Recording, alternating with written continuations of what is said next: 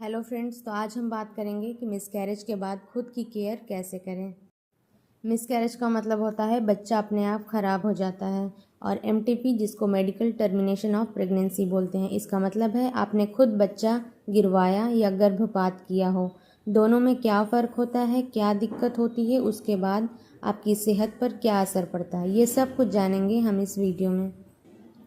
जब पेट में पल रहा बच्चा खुद ख़राब हो जाता है, पहले महीने, चौथे, पाँचवें महीने में बच्चा ख़राब होने के अलग अलग कारण होते हैं। शुरू के 3 महीने यानी कि फर्स्ट ट्राइमेस्टर में करीब 50% यानी कि 50% बच्चे ख़राब हो जाते हैं।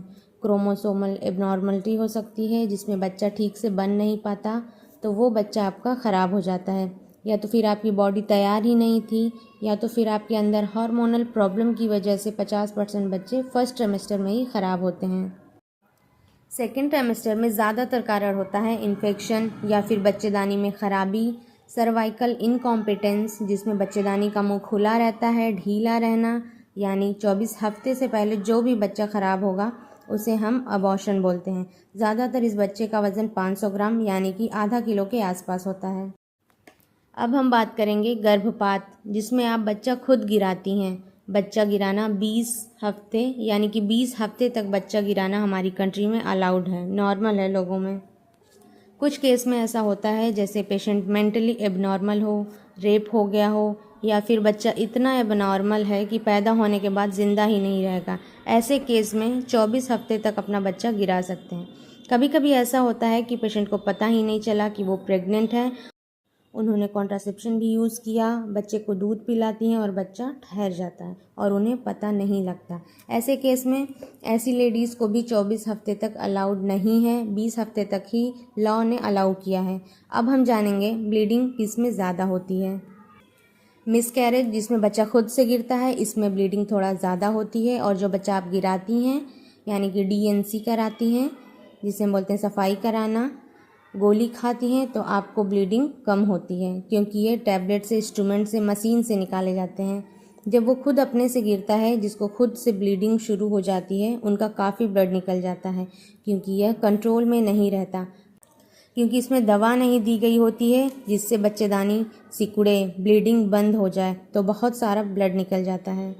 ऐसे में वीकनेस बहुत ज़्यादा हो जाती है, तो ब्लीडिंग डीएनसी में कम होती है और एमटीपी टैबलेट्स में ज़्यादा होती है। तो अब हम बात करेंगे मिसकैरेज के बाद केयर कैसे करेंगे। मिसकैरेज के बाद आपकी बॉडी में बहुत चेंजेस आते हैं, जैसे आप डीएनसी करवाएं या चाहे आपका बच्चा खुद से गिर जाए, आपकी बॉडी में हार्मोनल चेंजेस वैसे ही आते हैं जैसे फुल टाइम प्रेगनेंसी में आते हैं। 9 महीने तक जब 9 महीने आप अपना बच्चा पेट में रखते हैं, आपका प्रोजेस्टेरॉन हार्मोन बढ़ता है, एस्ट्रोजन बढ़ता है, प्रोलैक्टिन हार्मोन बढ़ता है, क्योंकि आपको दूध पिलाना रहता है बच्चे को। ये सारे चेंजेस लगभग इस प्रेगनेंसी में भी होते हैं, भले ही 1.5-2 महीने में ही बच्चा ख़राब हो जाए। सबसे पहले तो पीरियड इरेगुलर होते हैं, किसी को 15 दिन, 1 महीना, 2 महीना, ये डिपेंड करता है आपकी बॉडी में हार्मोनल चेंजेस वापस नॉर्मल कब होंगे। जनरली 1.5-2 महीने में आपके पीरियड्स की साइकिल रेगुलर हो जाएगी। अब आपको क्या नहीं करना चाहिए। सबसे पहले आप टेम्पून्स या मेंस्ट्रुअल कप शुरू के 2 महीने तक बिल्कुल भी यूज़ ना करें, क्योंकि आपका वेजाइना, यूट्रस फ्राइबल रहता है। यह हार्मोन की वजह से अगर आप कुछ इंसर्ट करती हैं अंदर, तो इन्फेक्शन के चांस बढ़ सकते हैं, कट लग सकते हैं। कम से कम 2 से 3 महीने बाद ही आप टेम्पून्स और कप यूज़ कर सकती हैं। तब तक आप सिर्फ पैड यूज़ कर सकती हैं। ज़बरदस्ती पीरियड लाने की दवा नहीं खाना है, हार्मोन्स गड़बड़ हो जाते हैं। तो एक बार आप ज़रूर देखें 1 महीने तक।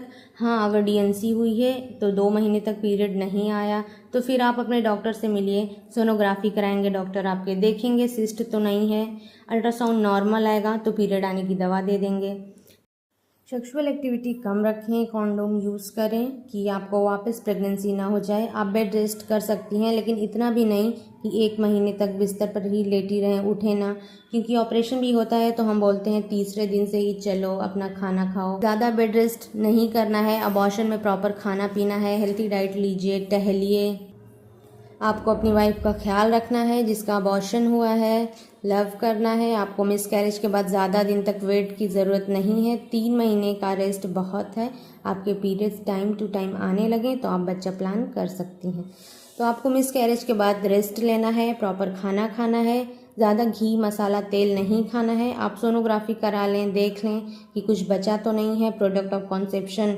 अगर आप गोली खाई हैं तो 15 दिन बाद अल्ट्रासाउंड कराएं। डेली नहाना है, टेम्पून्स मेंस्ट्रुअल कप नहीं लेना है, हेल्दी खाना है, टहलना है। सेक्सुअल एक्टिविटी जब तक आप नॉर्मल ना हो जाए एकदम नहीं करना है। कोशिश करें आपका एक बार पीरियड्स आ जाए तब आप सेक्स कर सकते हैं। फॉलिक एसिड लेना शुरू कर दें, विटामिन्स, जिंक। कई बार फॉलिक एसिड की कमी से भी बच्चा ख़राब हो जाता है। ग्रीन वेजिटेबल्स लें, कॉर्नफ्लेक्स लें दूध के साथ, फ्रूट्स ले सकती हैं आप। ठीक है, तो आज का वीडियो बस यहीं तक स्टॉप करती हूँ मैं। और वीडियो अगर पसंद आए तो चैनल को लाइक, सब्सक्राइब एंड शेयर करना ना भूलें। Thank you.